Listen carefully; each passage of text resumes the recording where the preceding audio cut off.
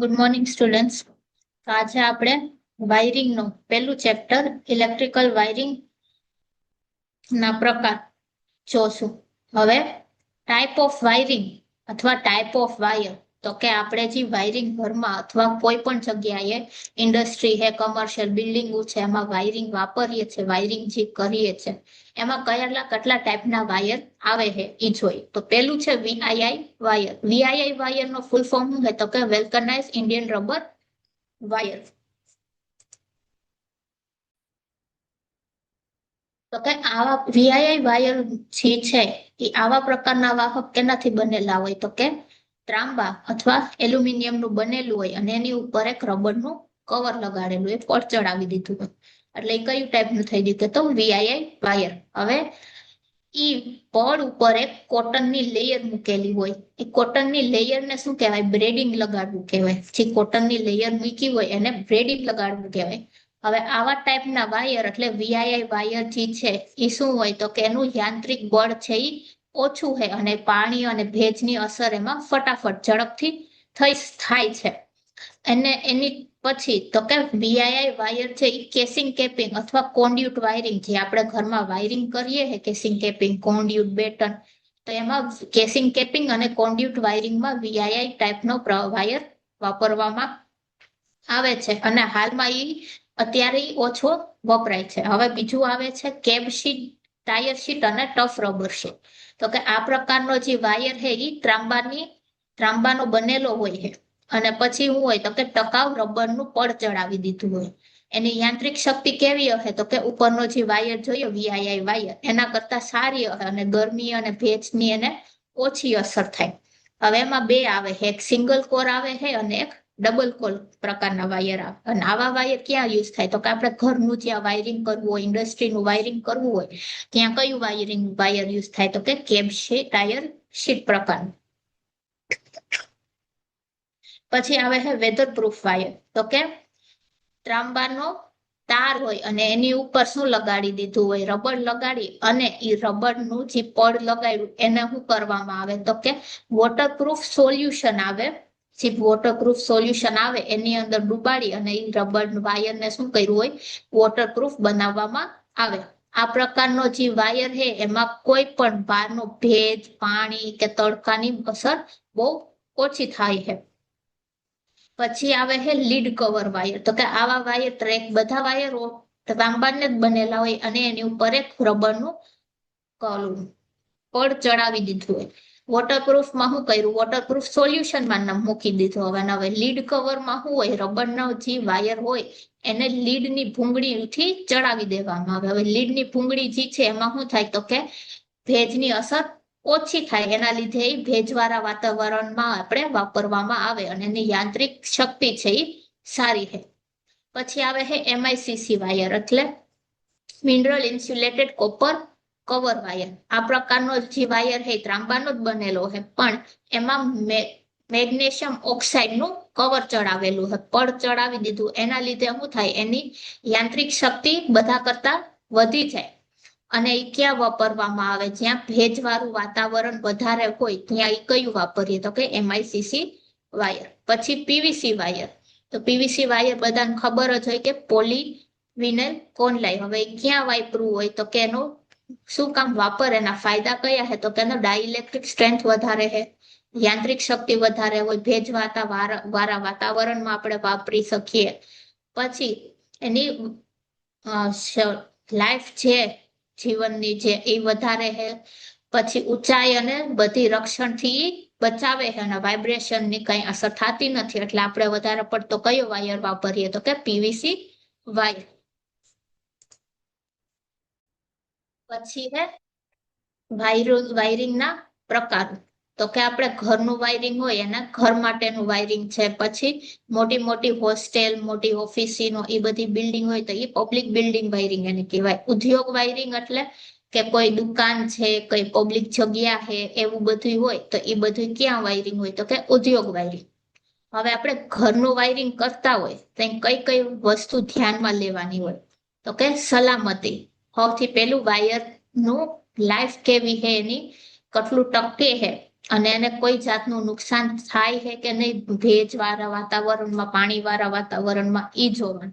એનું ટકાઉ કેટલું છે, કેટલા સમય સુધી હાલી શકે, કેટલા ટાઈમ સુધી હાલી શકે, ઈ જોવાનું. પછી પોચું, તો કે વાયરિંગ જે છે ઈ ભવિષ્યમાં કઈ રિપેરિંગની જરૂર પડશે કે નહીં એ જોવાનું. એની જાળવણીનો ખર્ચ કેટલો થાય, એટલે એનું મેન્ટેનન્સ વાયરિંગનું થાય, એનો ખર્ચ કેટલો થાય, દેખાવમાં કેવો લાગે, ઓવરઓલ ખર્ચ કેવો થાય કે વાયરિંગ કર્યું હોય તો બધી આખો ખર્ચ કેવો થાય, અને સુધારા વધારાની કઈ જરૂર પડે છે કે નહીં. આ આટલા પોઈન્ટ આપણે કઈ ધ્યાનમાં રાખવાના હોય, તો કે જ્યાં આપણે ઘરનું વાયરિંગ કરતા હોય ત્યારે. હવે આવે છે વાયરિંગ પદ્ધતિના પ્રકારો, વાયરિંગ સિસ્ટમના પ્રકારો. તો એ 4 પ્રકાર છે. એમાં પેલું છે કેસિંગ ક્લિટ વાયરિંગ, પછી batten wire, casing capping wiring, અને આવે છે કોન્ડ્યુટ વાયરિંગ. તો આપણે પહેલા જોઈએ ક્લિટ વાયરિંગ.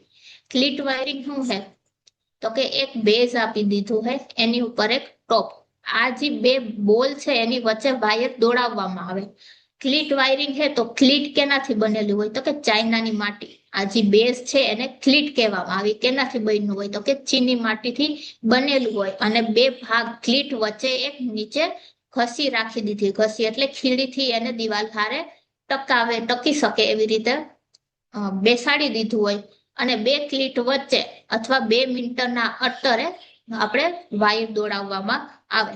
હવે એ વાયર આપણે ક્લિટ વાયરિંગમાં કયો વાપરીએ, તો કે વેલ્કનાઇઝ ઇન્ડિયન રબર. જે આપણે વાયરના પ્રકારમાં જોયો VII વાયર, એ આપણે ક્યાં યુઝ કરીએ, તો કે ક્લિટ વાયરિંગમાં. આ પ્રકારનું વાયરિંગ આપણે કામ ચલાવ, એટલે અમુક સમય માટે વાપરવું હોય, ક્યાંય કોઈ બિલ્ડિંગનું ઊભું થતું હોય, કઈ કન્સ્ટ્રક્શન હાલતું હોય, એવી જગ્યાએ આપણે વાયરિંગ વાપરતા હોય, તો એ કયું વાપરીએ, તો કે ક્લિટ વાયરિંગ.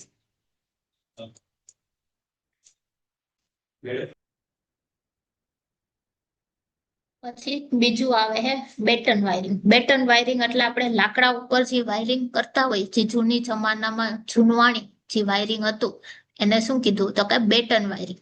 હવે બેટન વાયરિંગમાં શું હોય, લાકડાની એક પટ્ટી લગાડી દીધી હોય, જે દિવાલ ઉપર બેસાડી દીધી હોય, સ્ક્રૂ અથવા ગમે ખીડી વડે.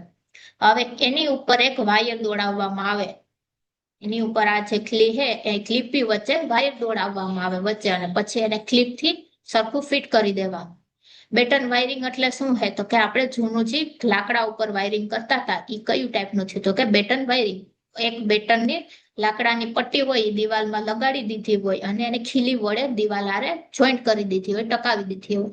એની પછી વાયર દોડાવી અને ક્લિપ વડે એને હરખી રીતે રાખી દીધી હોય. તો કે આમાં લાકડાની લાંબી પટ્ટી વાપરી છે અને દિવાલ વડે ફિટ કરવામાં આવે. આ પટ્ટી બેટન કહે.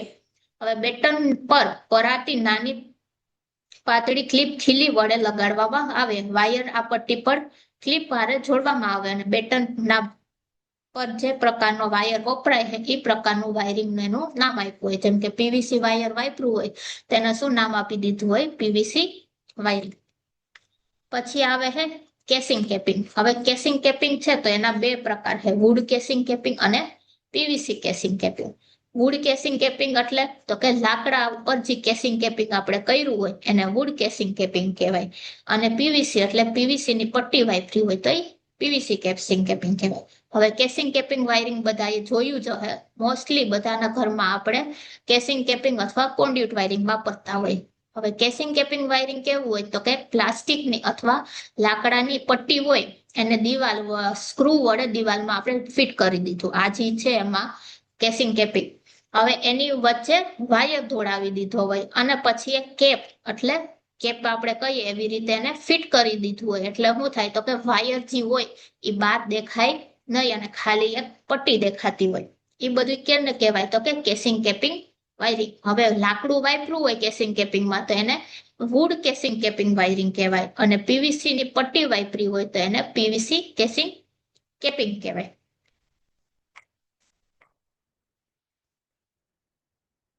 હવે આવે છે કોન્ડ્યુટ વાયરિંગ. તો કે કોન્ડ્યુટ વાયરિંગ ના 2 પ્રકાર છે, એક સરફેસ કોન્ડ્યુટ વાયરિંગ અને કહે conceal conduit wiring. Surface conduit wiring કોને કહેવાય, કે જે બહાર દેખાતું હોય એને કહેવાય સરફેસ કોન્ડ્યુટ વાયરિંગ. અને કન્સીલ્ડ કોન્ડ્યુટ વાયરિંગ કોને કહેવાય, તો કે આપણે દિવાલની અંદર જે વાયરિંગ કરી અને માથે આખું સિમેન્ટથી ઢાંકી દઈએ તો એ પ્રકારનું વાયરિંગ કયું થયું તો કે કોન્ડ્યુટ કે કન્સીલ્ડ કોન્ડ્યુટ વાયરિંગ. હવે કોન્ડ્યુટ વાયરિંગ શું હોય તો કે પીવીસી ની લાંબી પટ્ટી જે આવે છે રોડ જેવી પીવીસી, એને અંદરથી એક વાયર દોડાવવામાં આવે અને એ પીવીસી ની પટ્ટી હોય એને પછી કોઈ ક્લિપ વડે આપણે દિવાલમાં જોઈન્ટ કરી દઈએ, દિવાલમાં ટાંકાવી દઈએ. તો એ પ્રકારનું વાયરિંગ કયું છે તો કે કોન્ડ્યુટ વાયરિંગ સિસ્ટમ.